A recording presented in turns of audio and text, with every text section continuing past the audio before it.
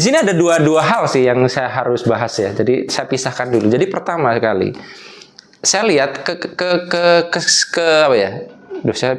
Oke lah, saya gunakan kata-kata ini. Kesalahan umumnya orang itu untuk bisa lompat finansial itu kesalahannya adalah menentukan targetnya terlalu tinggi dan nggak bertahap. Oh, nggak bertahap ya? Ya.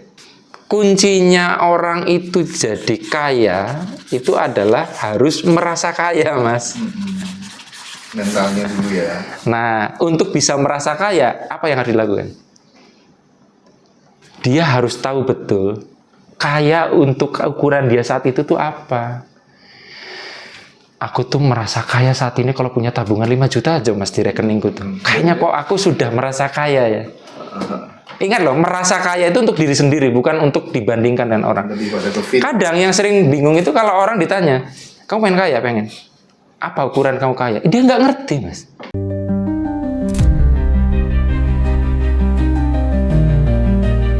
Enlightenment seorang Nabi Muhammad ini kaitannya ternyata sama kemanusiaan gitu. Nah, perjalanan cerita itu sampai di dunia dewasanya itu udah masuk pelajaran filsafat tuh, Ndra. Spektrum ateis itu beda, dari mulai ateis yang paling santai sampai ateis yang paling radikal juga Iya, ada.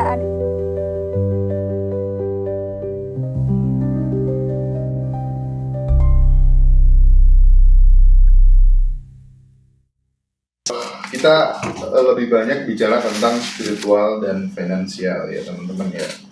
Di jalan spiritual itu kan kita sering ngomong soal kelimpahan juga gitu ya. Tapi kelimpahan itu kan juga harus dibarengi dengan isi rekening ya. Terus kemudian apalagi ya, misalnya kayak ya harus ada kendaraan, rumah, termasuk kebebasan waktu gitu kan. Nah, hari ini mungkin kita akan coba kupas ya step-stepnya untuk menaikkan level keuangan gitu ya. Saya ada satu pelajaran yang sangat berkesan dari sosok Arif RH yang itu sering saya sampaikan juga pada saat saya wawancara dengan narasumber lainnya, karena saya sangat berterima kasih ketika Mas Arif memberikan saran kepada saya untuk menentukan batas saldo minimum. Nah, dan itu membuat hidup saya kemudian bisa dibilang saya sudah nggak ada isu finansial lagi, karena khawatiran sudah nggak ada gitu. Thank you Mas Arif. Nah, mungkin buat teman-teman gitu Mas Arif ya, bukan memberikan trik cepat kaya sih ya, tapi peta transformasinya seperti apa untuk menaikkan finansial. Karena cepat atau tidaknya kan ditentukan orangnya ya. Kita kasih motor Ducati, kalau dia nyetirnya 20 km per jam sama aja kan. Tapi Rossi dikasih motor bebek aja bisa cepat gitu kan. Oke, gitu Mas. Gini, jadi di sini ada dua hal sih yang saya harus bahas ya. Jadi saya pisahkan dulu. Jadi pertama sekali, saya lihat apa ya? Oke lah, saya gunakan kata-kata ini. Kesalahan umumnya orang itu untuk bisa lompat finansial itu kesalahannya adalah menentukan targetnya terlalu tinggi dan nggak bertahap. Oh, nggak bertahap ya? Iya.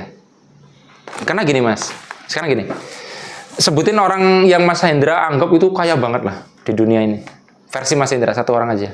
Warren Buffett. Oke, Warren Buffett ya.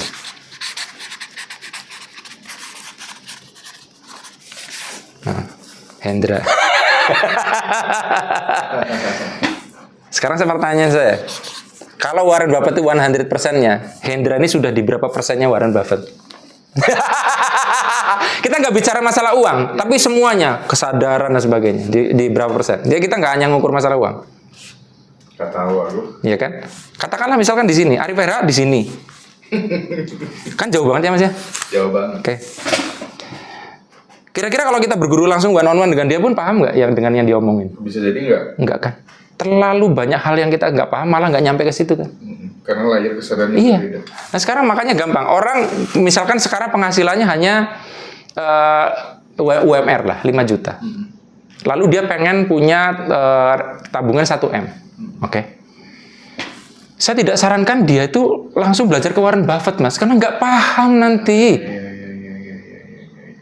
Saya sekarang capek Mas. Jadi gini. Kenapa saya harus ngomongin ini akhirnya? Tadinya saya sudah ngomong saya tidak akan ngomongin program saya ya Mas ya. Kan di program saya yang setelah saya tutup kelas vibrasi kan saya bikin mentoring tentang bagaimana mencapai 100 juta pertama dan mengulanginya berkali-kali. Sampai sekarang masih ada nggak sih itu? Itu kan open terus. Soalnya gini loh, aku setiap kemana-mana gitu, pas acara offline nih ya, selalu ditanya, Mas, kenapa sih Mas Arif tuh sekarang udah nggak bikin kelas? Saya cuma bilang, kayaknya bikin ini deh. Mentoring, iya. Gitu ya. Untuk mencapai 1 juta pertama ya? Iya, saya nggak mau ngomong ini tadinya, karena kan saya bilang saya nggak mau ngomongin itu. Cuman karena ini terkait ini Mas, jadi gini. Ada yang nanya, kenapa Mas Arif menggunakan judul itu? Mencapai 100 juta pertama dan mengulanginya berkali-kali. Iya. Satu, kenapa saya jelas-jelas menggunakan judul itu? Supaya Anda tidak menganggap saya lebih dari yang seharusnya saya bisa. Kalau saya bilang cara menjadi kaya, kaya ukuran di kepala dia tuh takutnya aku dianggap sudah punya 1M Mas, 1M per bulan. Makanya saya ngomong, Mas Hendra dan teman-teman yang nonton ya, the best achievement saya itu 100 juta per bulan dan saya bisa ulang itu bertahun-tahun. Jadi kalau Anda mau belajar sama saya hanya level itu. Jadi kalau Anda nanti sudah di atas 100 juta per bulan saat ini, saya tolak. Mas ada yang, Mas saya mau ikut mentoring. Saya nanya dulu penghasilan Anda berapa sekarang? 200 juta. Saya tolak Mas. Buat apa Anda belajar dari saya yang mentoknya saya 100 juta per bulan? Kenapa saya menyebutin angka itu? Biar orang itu tahu batasan saya yang ngajarin sampai mana. Nah, makanya kalau ada yang komen lucu, Mas Arif mah belum sekaya Warren Buffett, ngapain buka kelas gitu? Warren Buffett itu terlalu tinggi buat Anda. Makanya saya kadang kalau pernah emosi, Mas Arif memang sekaya apa? Yang penting kan lebih kaya dari Anda. Loh, saya tuh lebih kaya dari Anda, makanya belajar ke saya dulu. Nanti biar Anda belajar yang lebih tinggi lagi. Langsung ini aja teman-teman, langsung ke Gitu. YouTube-nya Mas Arif aja ya. Atau nanti kontak saya tak kasih nomor adminnya Mas Arif ya. Karena banyak yang tanya mentoring Mas. Wow, yes. Itu mentoring saya bukan niat promosi ya, tapi saya cuma mau fakta. Saya termasuk orang yang membuktikan sendiri itu ilmunya Mas Arif tentang itu. Sumpah demi apapun. Iya. Jadi, oke. Gitu ya Mas Hendra ya. Jadi gini maksud saya Mas. Kalau Anda sekarang 5 juta penghasilan per bulan, Anda harus menghargai orang yang penghasilannya 10 juta sebagai guru Anda. Ya, oke. Yang aku sebel tuh orang-orang kayak gini menghina orang yang penghasilan 10 juta ini, mengatakan belum sekaya Khairil Tanjung. Mas, Khairil Tanjung juga ogah ketemu Anda gitu loh untuk ngajarin Anda. Belajar dulu sama yang deket. Yang 5 juta belajar biar jadi 10 juta. Setelah 10 juta, carilah guru yang bisa naik lagi. Pelan-pelan gitu loh. Karena kalau Anda belajar langsung dari Khairil Tanjung, ikut seminarnya, pulang juga bingung mau ngapain. Khairil Tanjung itu utang bank sekian. Anda kan ngajuin utang segitu juga nggak diterima bank juga kan? Itu maksud saya Mas. Jadi kesalahan kebanyakan orang itu tuh jumping too high. Mas Hendra kalau pengen belajar sepak bola, mau belajar dulu sama Arhan dulu apa langsung sama si R7? Sama Arhan dulu. Arhan dulu lah. Sama si R7 Anda mau cuma dimarahin aja. Lari gitu aja capek. Standarnya Ronaldo sehari dia berendam di air dingin berapa jam? Di air es. Saya levelnya Arhan dulu aja. Levelnya timnas aja dulu. Kalau udah naik level Asia kan pelan-pelan. Kita langsung nafsu pengen belajar dari Ronaldo. Ronaldo standarnya tinggi, kita nggak kuat. Nah, itu yang saya bilang. Kalau teman-teman tuh mau naik penghasilan, itu boleh punya cita-cita jadi Warren Buffett, tapi harus belajar dari yang kejangkau dulu, Mas. Dan jangan dihina, walaupun dia 5 juta, hanya 5 juta lebih kaya dari Anda. Loh iya toh, Mas? Iya. Karena dia setidaknya bisa ngasih cara. Betul. Kebayang. Saya bisa ngajarin Anda nyampe 100 juta sebulan, karena saya sudah pernah berkali-kali, bertahun-tahun. Tapi kalau ditanya, Mas bisa nggak 1M per bulan? Aku nggak ada gaya bayangannya di kepala. Ya, Mas Ari pengen ngajari sesuatu yang sudah dialami di dalam hidup. Itu yang aku nggak mau nabrak, Ya, Mas. teman-teman. Kadang kan ada ya orang itu yang pinter nulis, tapi nulis sesuatu yang tidak linear di dalam hidupnya. Dia belum mengalami, ditulis dulu. Aku nggak bisa ngajarkan kan, Mas, nanti. Jadi itu, Mas. Jadi maksudku, aku ngomong seperti itu adalah tujuannya bukan show off. Justru aku takut karena seringkali aku tuh, karena gini Mas, dulu tuh sering ditanya, Mas Arif tuh sudah pernah berapa miliar per bulan? Kan itu terlalu berat buat aku. Iya. Makanya aku ingin membuat orang tuh tidak over ekspektasi. Ini kesalahan pertama ya Mas ya. Yang kedua adalah kuncinya orang itu jadi kaya itu adalah harus merasa kaya, Mas. mentalnya dulu ya. Nah, untuk bisa merasa kaya, apa yang harus dilakukan? Dia harus tahu betul kaya untuk ukuran dia saat itu tuh apa. Aku tuh merasa kaya saat ini kalau punya tabungan 5 juta aja mas di rekeningku tuh. Kayaknya kok aku sudah merasa kaya ya. Ingat loh, merasa kaya itu untuk diri sendiri, bukan untuk dibandingkan dengan orang. Lebih pada ke fit. Kadang yang sering bingung itu kalau orang ditanya, kamu pengen kaya? Pengen. Apa ukuran kamu kaya? Dia nggak ngerti mas. Kan akhirnya susah untuk mengimplementasikan itunya. Jadi kalau dia merasa kaya 5 juta, oke, berarti kalau kamu selalu lihat 5 juta di rekening rasanya gimana? Ya kayak seneng aja sih mas. Kayaknya kok yang di atas itu jadi mungkin untuk diraih. Kayaknya kok aku bukan orang paling miskin di dunia mas. Akhirnya kan keluhannya berkurang, dia akan jauh dari vibrasi negatif, dia akan lebih menapak ke depannya lebih. Merasa layak. Makanya akhirnya saya bilang ini yang saya sebut batas bawah. Pak, kita tuh harus punya sesuatu sejumlah uang yang membuat kita tuh terjaga di perasaan itu. Biar nggak ngerasa kita tuh nggak punya duit, nggak ngerasa miskin. Minimal biar nggak diambil-ambil belikan emas gitu ya. Iya, nggak harus uang bahkan. Iya. Anda bisa logam mulia atau apa yang lain. Yang penting simbolnya harus sesuai mas. Nah ini, supaya merasa kaya, pertama definisi kaya harus jelas. Kedua, simbolnya harus refleksi dari orang itu. Sekarang saya tanya, kalau saya pegang uang, gini, secara akuntansi, iya, sekarang dolar US berapa sih mas satu dolarnya? 16,5 kurang lebihnya. Anggap 15 ya, biar gampang bilangannya. Berarti kan kalau 150 juta berapa dolar? 1.000 dolar apa 10.000 dolar ya? 1.000. Pokoknya gini aja. Kita udah gak biasa ngitung. Gini. Kalau Anda pegang uang dolar dengan pegang uang merah 100 ribuan. Sebenarnya secara nominal moneter lebih tinggi mana nilainya? Dolar dong. Dolar. Ya kan? Tapi yang dilihat kita terasa greng, wah aku punya banyak duit. Itu yang uang dolar atau yang uang merah? Ratusan tuh. Nah, saya itu pernah nyimpan uang US dollar. Jadi di dompet ini sekali lagi bukan show off. Jadi saya tuh biar dompet saya tipis tapi duitnya selalu tiap dibuka, aku punya banyak duit. Aku konversi dolar. Aku simpan sekitar 10 lembar 100 dolar. Berarti berapa ya? 10 lembar 100 dolar itu berapa berarti? 1 dolar 15.000. Ya, 1 juta. 10 sekitar 11 Berapa juta berarti? Kan 1 dolar itu dolar. Aku 100 dolar. 100 dolar. Ada 10. 15 juta. 15 juta di dompet. Tapi yang menarik adalah setiap aku buka itu aku nggak merasa kaya.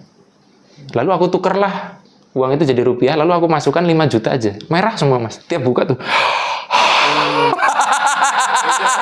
Makanya aku bilang ketika kita bicara tentang rasa kaya itu bukan moneter. Iya, simbolnya harus disesuaikan. Simbolnya harus sesuai. Nah, sehingga aku setiap kali aku merasa, duh aku gak duit buka.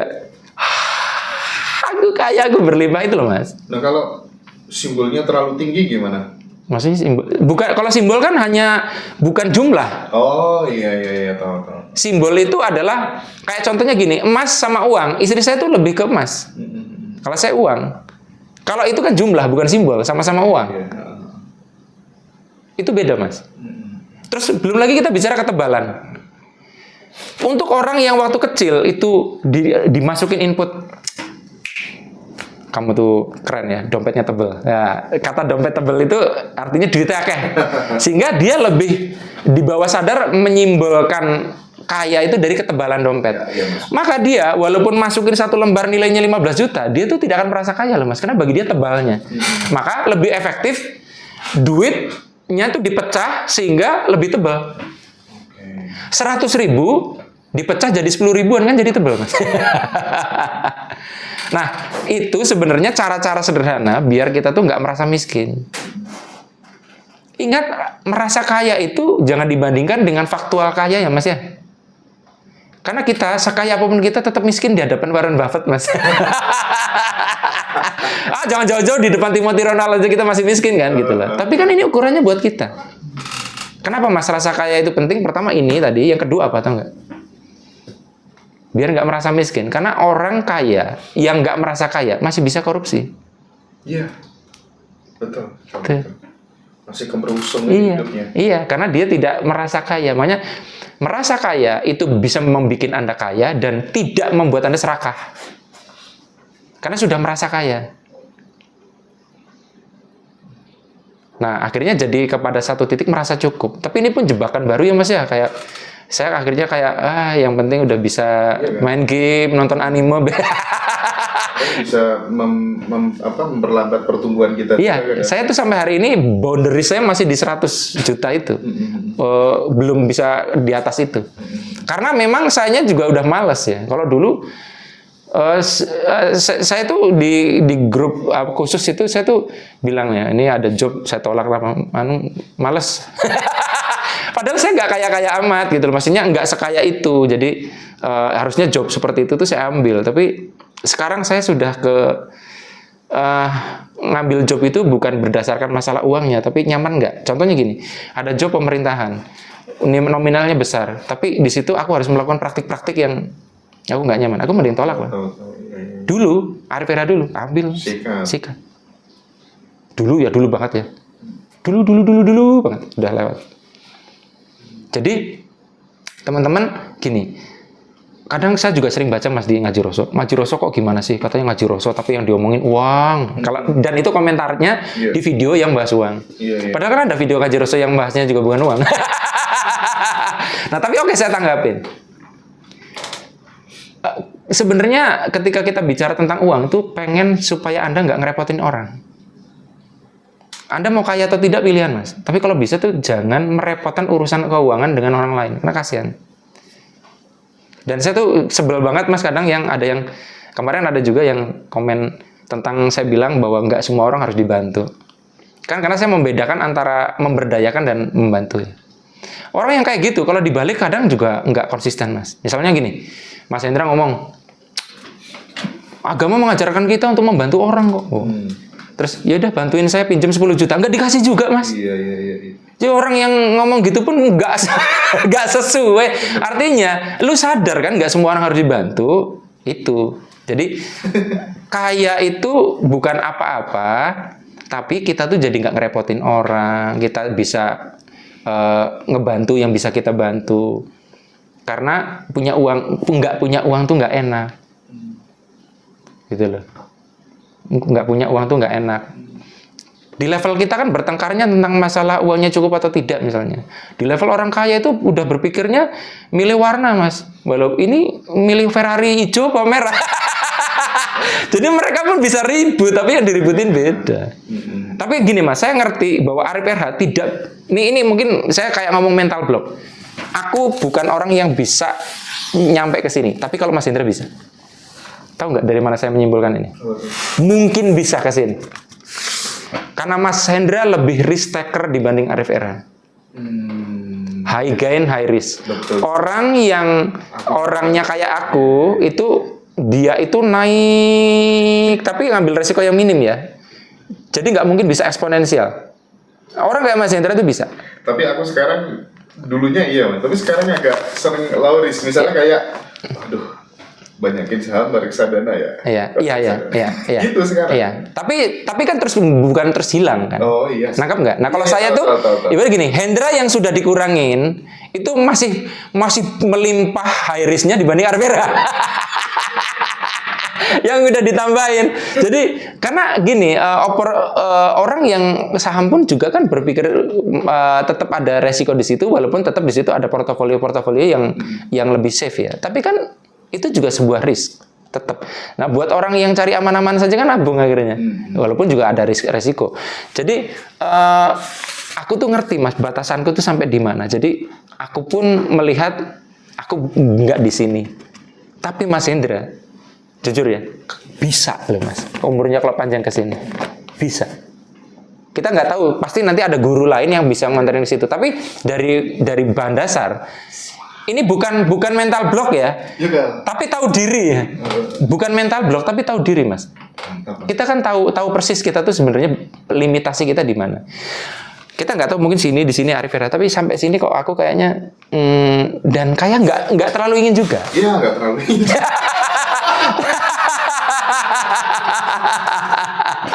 benar. Nah kayak gini contohnya Mas ya.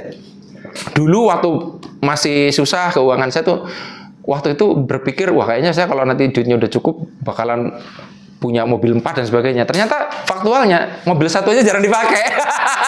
Iya, jadi maksudnya orang tuh beda-beda. Karena teman saya itu ketika dia duitnya cukup mobilnya 3, ternyata kesukaannya beda karena dia tuh suka nyetir, suka jalan jauh.